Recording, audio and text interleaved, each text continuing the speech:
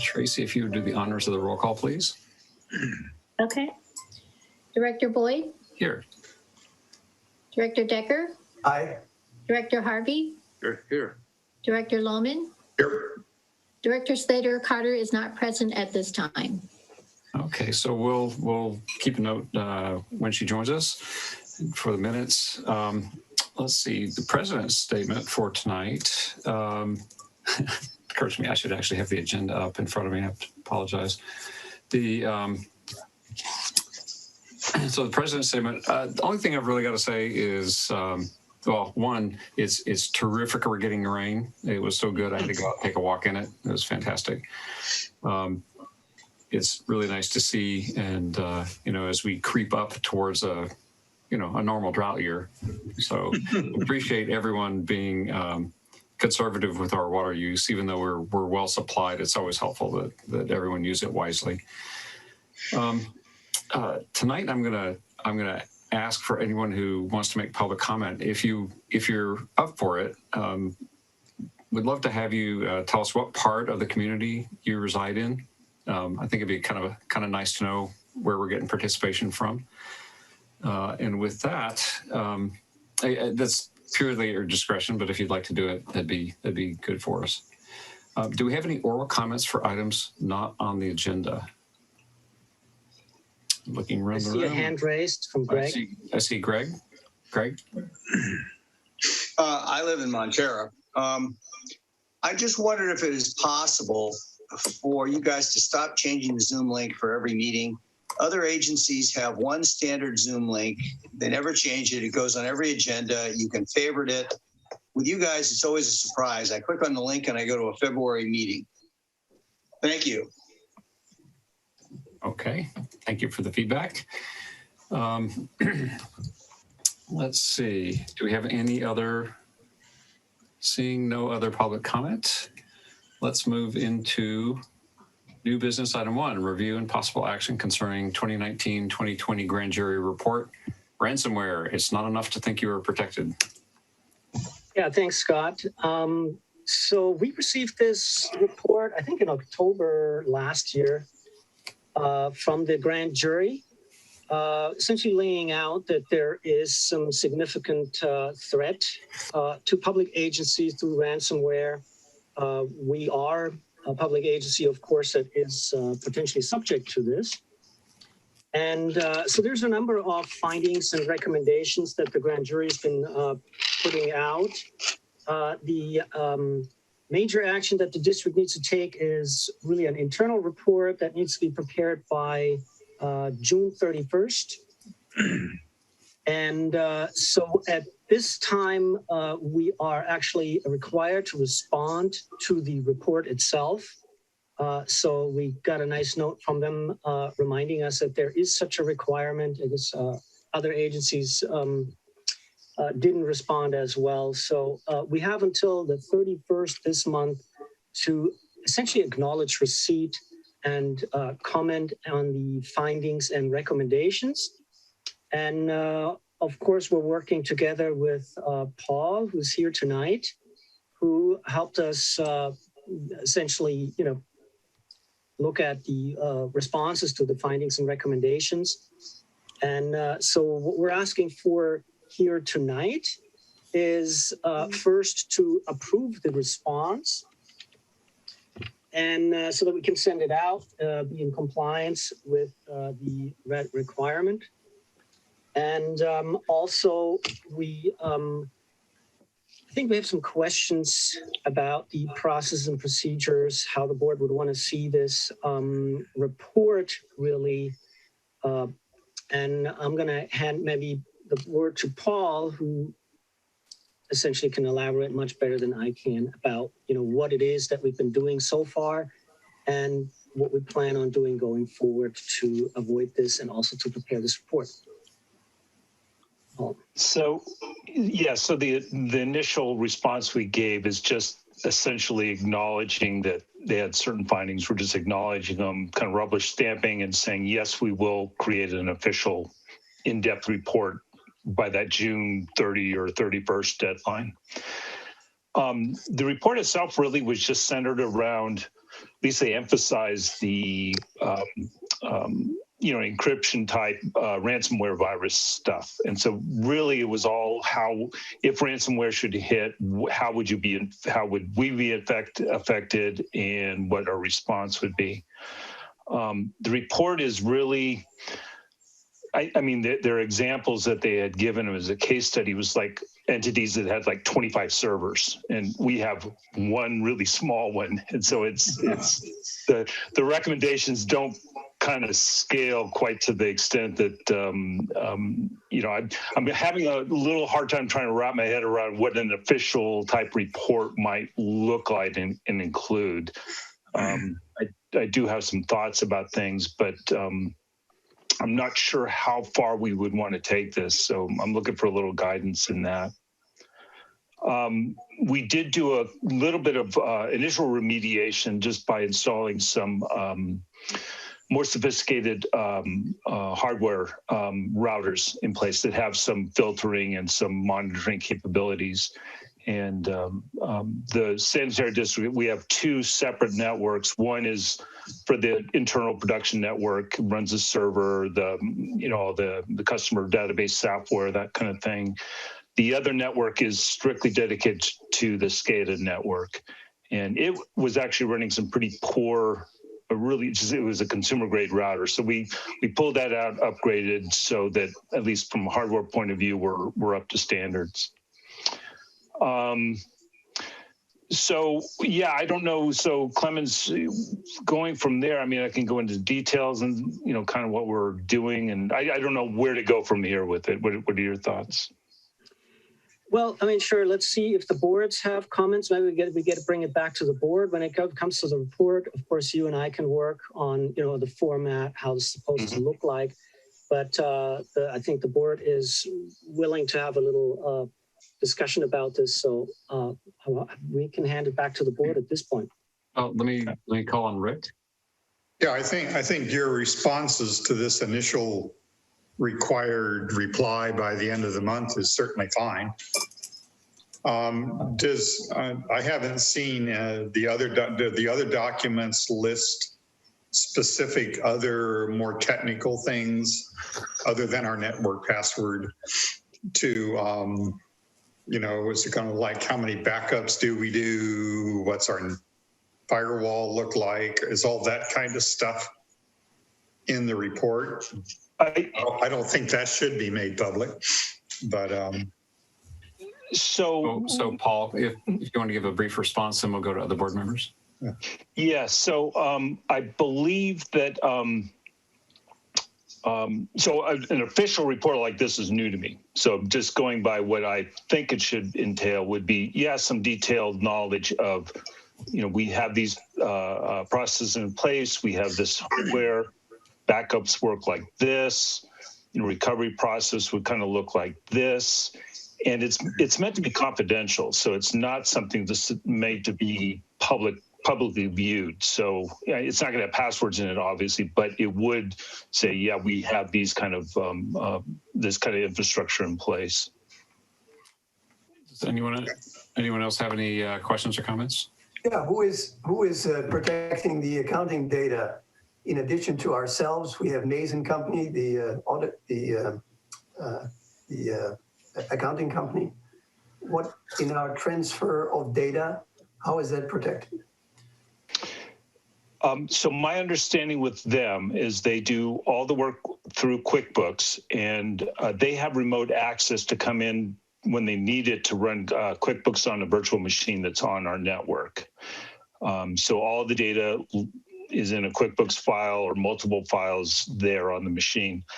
I believe, Paul, I think her name's Robin is the person that does it, but I believe they also do some local backups that they kind of pull down and take care of themselves. But the QuickBooks data on the server is part of our regular backup, so that is getting captured.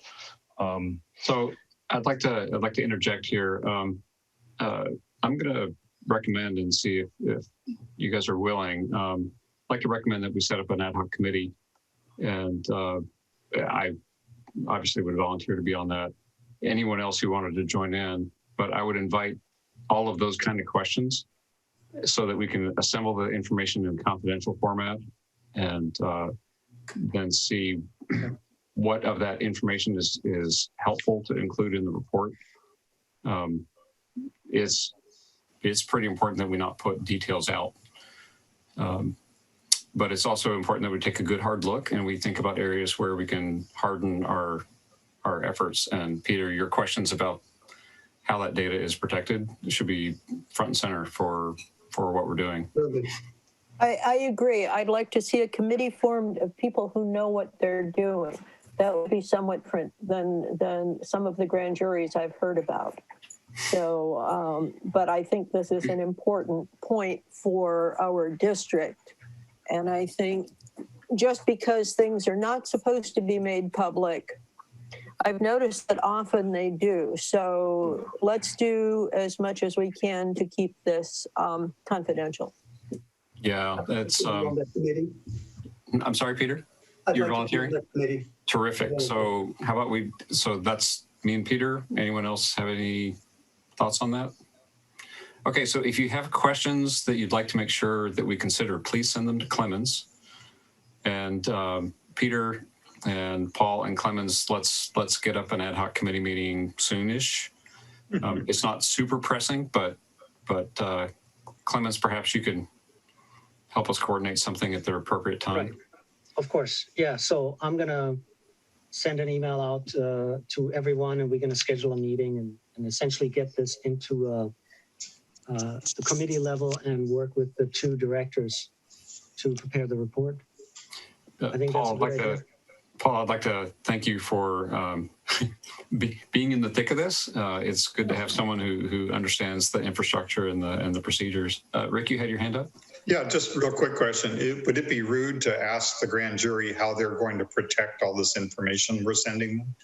I would, that's fine, but I would recommend that we take a good hard look at the information, determine for ourselves what should not ever be made public, and not send that information to them. But I think we should be clear at communicating with them to address their questions, but in a way that protects the confidentiality of key information.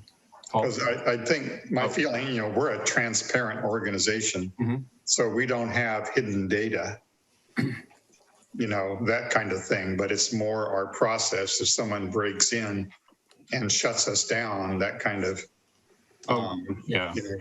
We don't want to feed helpful information to an attacker. Right. There's no need for that. Paul, you had a comment?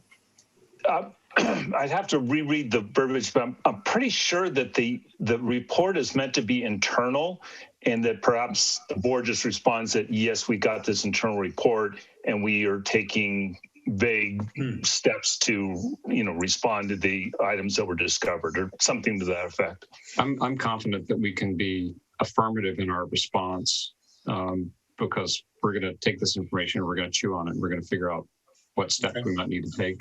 But that's internal business, but then we have to assure them that we've taken it seriously. This is actually very helpful and timely, so this is good. Well, that's very good. Clemens, thank you for getting all that teed up. Scott, do you need a motion to have Clemens send the letter out? I believe, Clemens, you wanted staff direction to do that, or direction to staff to do that? Yeah, I think the letter has to be board approved. Okay. So moved. Clemens, with the edit on the title of the report that I sent you, just a typo. Thank you. I saw that.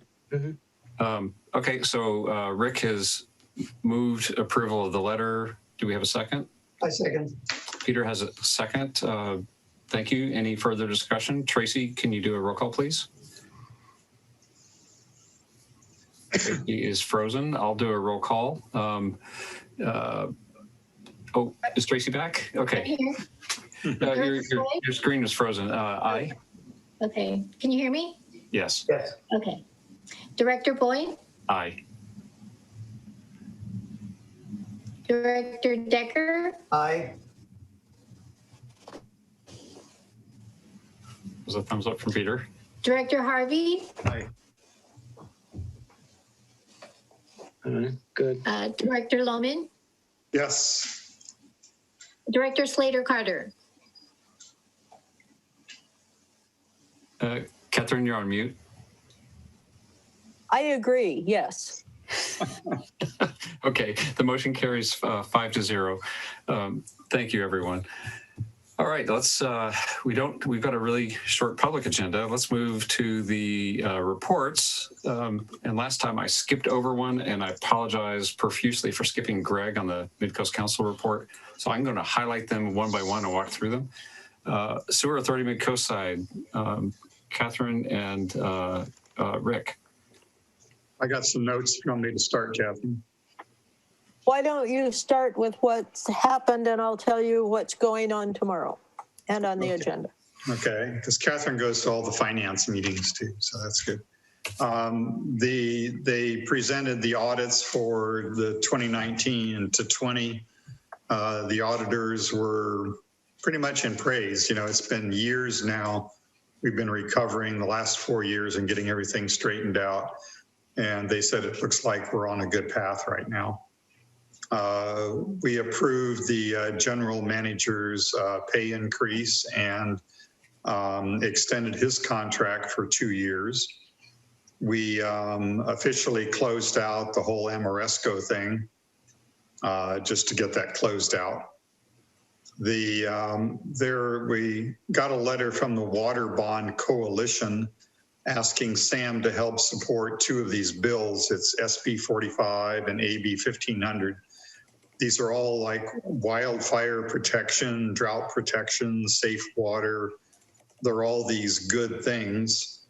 And we approved that and said, sure, send those letters out and give support. And these may eventually go to the people ballot in November, I believe, for billions of dollars. One of them's $5 billion and one of them's $6 billion to do all the stuff that we've been talking about, fire prevention and droughts and everything. So those were all approved.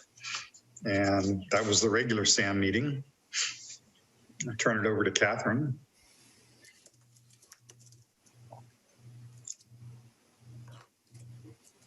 Still muted, Catherine. Duh. It's not a Zoom meeting until that's been said at least once, so it's good. Oh, well, and with me today, it'll be more, but we're having a committee meeting tomorrow to look at the evaluations for the request for proposal on upgrading the plant, in particular the aeration basins. And so the points come out in favor of a company named Brown and Caldwell. There will be a meeting on Monday. So I invite everybody to come and watch the, and join in at the SAM board meeting. Jim, that's a beautiful boat. I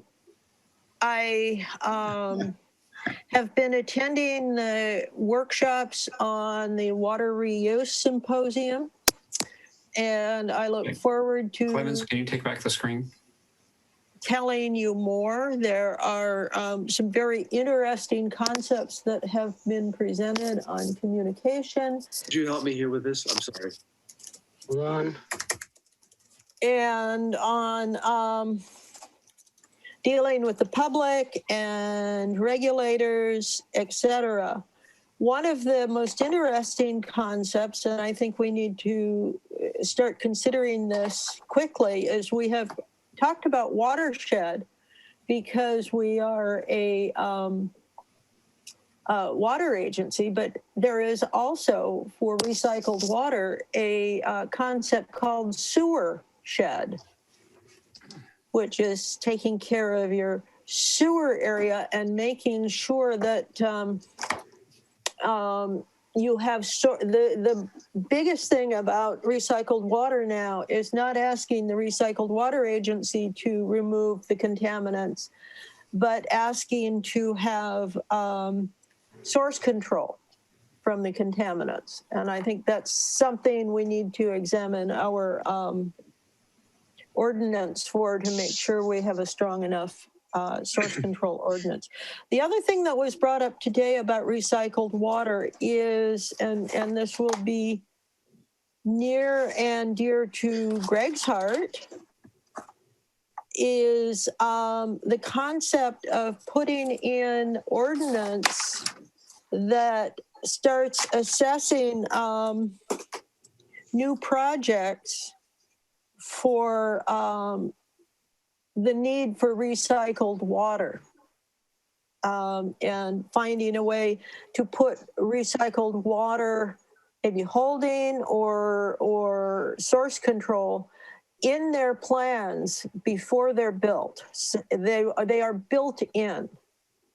So we don't have to deal with it later, and it can be one of our requirements for getting a building permit from us. I think that's something we need to look at.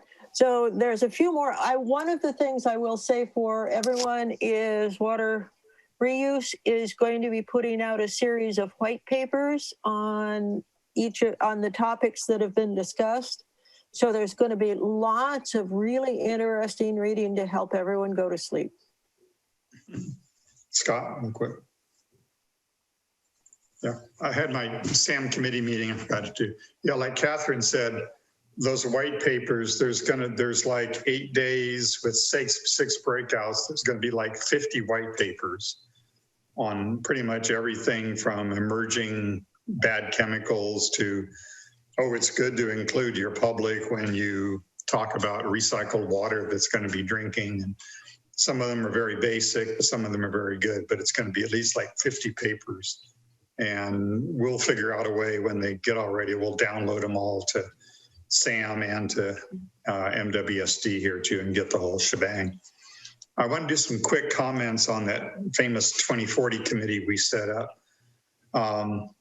We've had a couple meetings. Half Moon Bay isn't exactly jumping in and giving us tons of information.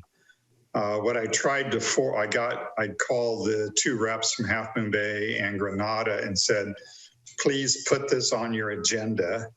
What I want from your board is like your wish list. What do you think the problems are? If you had a magic wand, what system would you design? What's the good things? You know, give us a list of good stuff and bad stuff, because the 3 of us can't sit around and design a system. And we can't do anything until each of the agencies submits their thoughts and we can consolidate them. Our group has already done that. We had a meeting with Pippin and Clemens and all that. So we have some good data. So I'm trying to push them into doing something useful and have some information. Half Moon Bay is basically saying things like, well, we got COVID, we got so many problems, I don't have time to deal with this stupid stuff. So I'm just trying to help our committee move toward at least a vision or visions of what this might look like. We probably won't be looking at drinking water here because we've got water. Half Moon Bay probably will.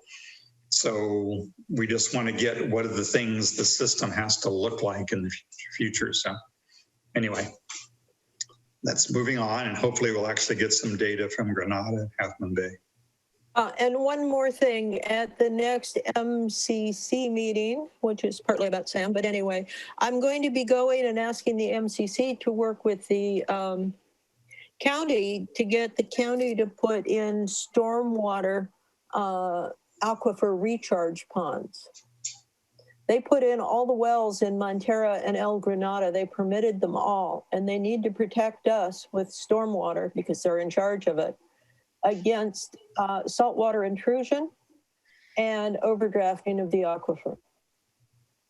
So, for example, rather than running it all out to the ocean in the creeks, they could, for example, direct it to the storage area at the north end of Montara. Well, and in fact, most of the creeks aren't affected by most of the runoff, and most of the runoff is creating problems at the beach because it used to soak in, and now it goes into the drainage ditches and then to the ocean. Yeah, and like if you look down along Kenoff, you can see, you know, where it really scours that, what shouldn't even really be a creek, but it really scours it, makes it really deep. Yep. Did you put together 2 paragraphs and email it to the MCC in addition to talking to it so that so that the Sure. members have to stare at that? That is a perfect segue to the Mid-Coast Council report, unless Rick really wants to pull us back. No, I just want to say there's also, I mentioned a couple of meetings ago, I can track down the number for you, Greg, if I can. There's a bill moving through California Congress to either set up the group or to allow or to force sewer districts to work with the storm drain groups and merge this into a group.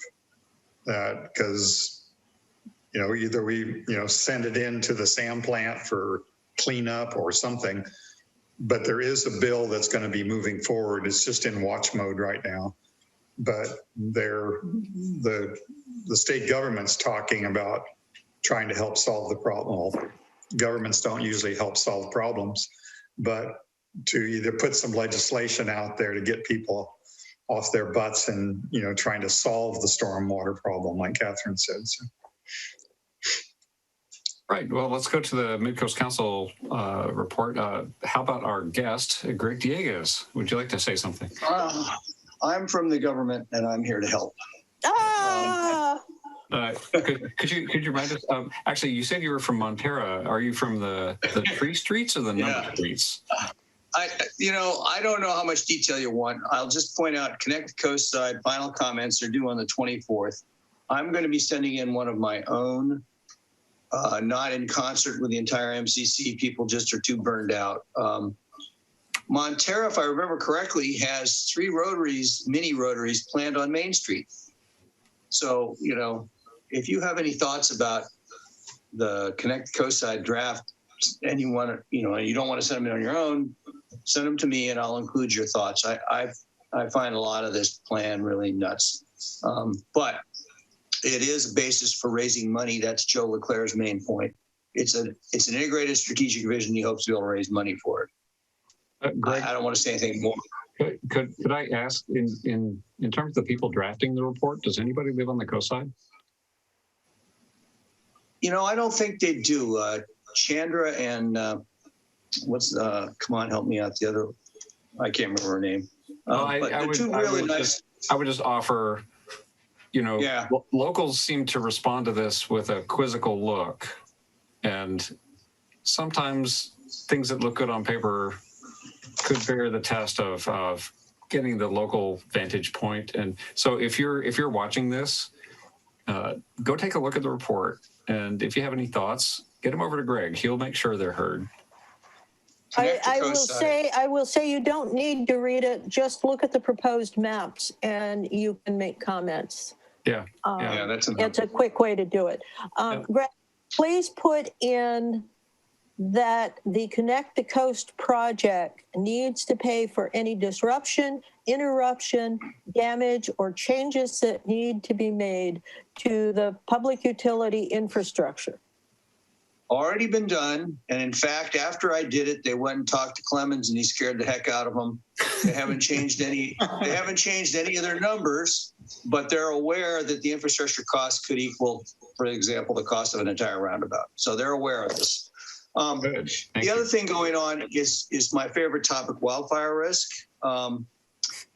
And I don't know how much detail you want, but a lot of people are very scared about the crown fire potential in Quarry Park and a bunch of other eucalyptus trees.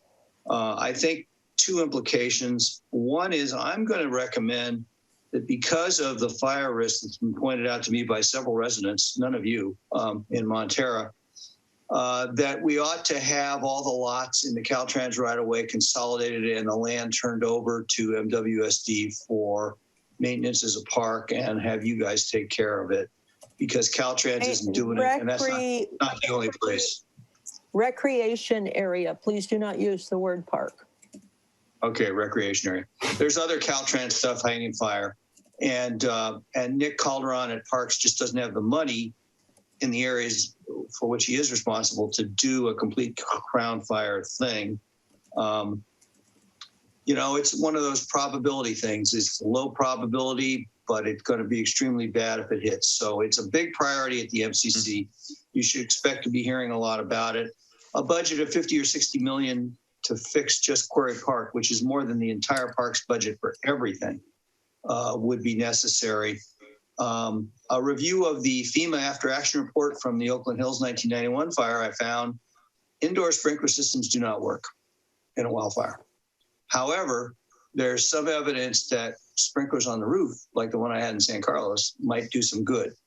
That, of course, would presume there's water pressure. So I don't know where this is going, but people are very concerned about wildfire. I mean, I can't state it enough. They're very concerned about it. So something's going to happen.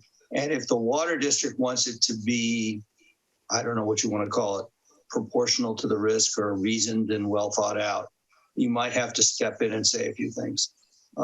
Because right now people just want every eucalyptus tree chopped down and carted away. And there's some logic for that. They did it in San Diego. I don't know why we can't do it up here. I think that's all I want to say right now. And you have mail. You know, we do need to be aware of the financial impact that MWSD being given Caltrans property would have on us, because initially there would be at least a $1 to $2 million investment in cutting down the trees to the point that they're manageable for fire risk. And then there is the maintenance charge, and those could be quite substantial over the years. So there you go, being all reasonable, Peter. I mean, yeah. Stop it, okay? It is a big investment if that would happen. Right, but I think if we could get Kellex Nelson and the RCD involved, I think we can come up with some creative ways of leveraging into grants. I mean, this will all be thought out, and I'm sure you'll be able to make that point in person. It has to be funded, and we know that. And there has to be a certain liability protection, because we don't want to end up with the ownership and then be held liable by all of the inhabitants of Montara in case something goes wrong. Right. Well, okay. I watched the fire prevention planning and actions in the Tahoe National Forest, and they just cut the dead pine trees down and left them to decompose.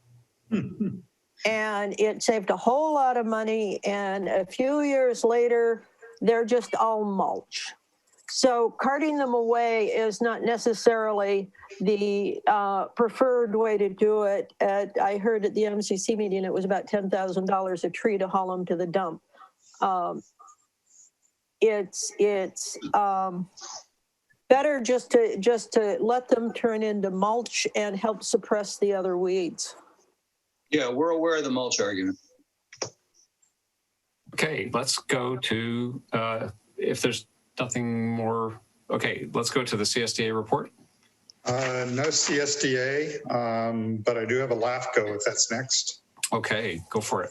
The LAFCO, they approved the budget and work schedule for the next fiscal year starting in June. There's some very small tweaks going up a little bit on that. Horsley had asked that the Harbor District be reevaluated this year. So that's one reason the expenses went up. I think we're doing more MSRs. So that's being done again. The thing that's probably more of direct interest to us, and this is a really long title of the program, and Clemens, you probably heard about this. They had a big report on the Multi-Jurisdictional Local Hazard Mitigation Plan. Essentially, every city is a partner to this already. Almost all the special districts. They specifically mentioned that Montara and Granada hadn't officially finished their application. And I said, that will happen soon. Do you have the paperwork, Clemens, on that? Yeah, I actually contacted the project manager. I think there was something that went sideways with their outreach. And I made sure that the coastside agencies would be invited again. I got note today that the Harbor District and another agency, it may have been CCWD. East Palo Alto? No. They were both on the coast side. So I focused on, There was El Granada too. El Granada has not officially. Yes. So A week ago, I got listened- all of you guys in contact with Allison Ludwig, and so you're all aware of it now. Yeah. We're all aware of it now. We're in the process of reviewing and most likely submitting a letter as well that we are interested in participating. But I know that 2 coastside agencies now responded already. So I got note of that today. So I'd like to thank Greg for stirring this up, because it looks like there'd been a communication breakdown, and the other side had thought that they had made contact but weren't curious enough to actually pick up the phone and call and ask. So Clemens, at first sign of this, jumped on it and started making sure everything was in process. So thank you everyone for closing that gap. This is going to be good. I think this is an important thing. Yeah, for the folks who maybe haven't heard out there in the public, some of the people presenting it said this is like the biggest thing the county has ever done, that kind of level. They're going to be looking at all the potential problems we have coming up, from fires, sea level rise, earthquakes, everything. And everybody has to be in on this, because this is where money might get divided up and stuff like that. So this is a super big thing. And once we get past the communication issue, everybody will be back in. So that's LAFCO. Okay. By the way, for the audience at home, CSDA stands for the California Special Districts Association. Is that correct? Correct. And then LAFCO stands for the Local Agency Formation Commission. So those are of San Mateo County.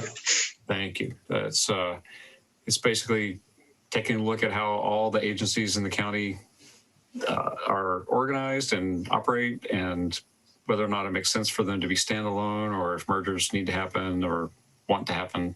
So there's a whole lot of mundane stuff, but a lot of it of very great interest to us. So attorney's report. Thanks, President Boyd. Good evening, directors. I do have something that maybe the board's not aware of.